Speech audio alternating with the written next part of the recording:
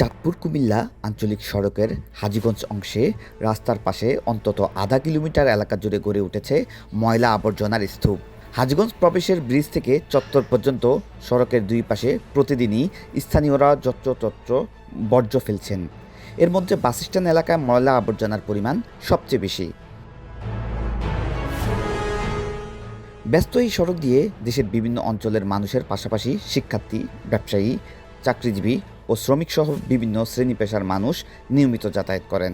কিন্তু রাস্তার পাশে দীর্ঘদিন ধরে পড়ে থাকা বর্জ্য থেকে ছড়াচ্ছে উৎকট দুর্গন্ধ।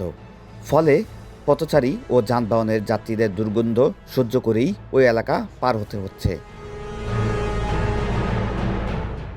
স্থানীয়দের অভিযোগ, বর্ষা মৌসুমে সামান্য বৃষ্টি হলেই সড়কের পাশে ময়লা আবর্জনার পানির সঙ্গে গড়িয়ে মূল সড়কে চলে আসে।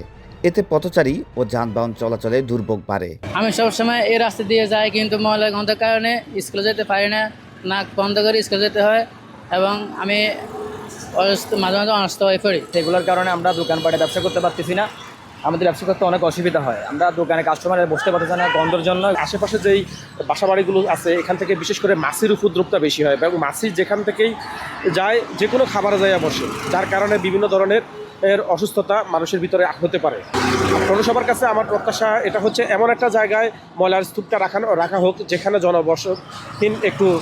জনবসতি কম আছে। পাশাপাশি বর্জ্য থেকে জীবাণু ছড়িয়ে পড়ায় আশঙ্কার পাশাপাশি মশামাছি ও বিভিন্ন ধরনের পোকামাকড়ের উপদ্রব বাড়ছে।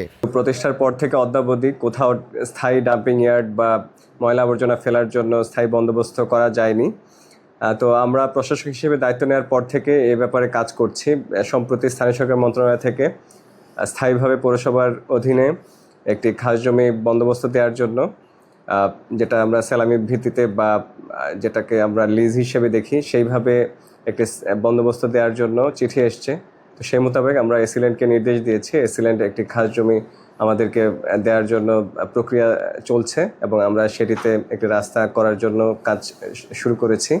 আমরা আশা করছি যে শীঘ্রই আমরা ওই ডাম্পিং ইয়ার্ডটি চালু করে স্থায়ী একটি সমাধান করতে পারব।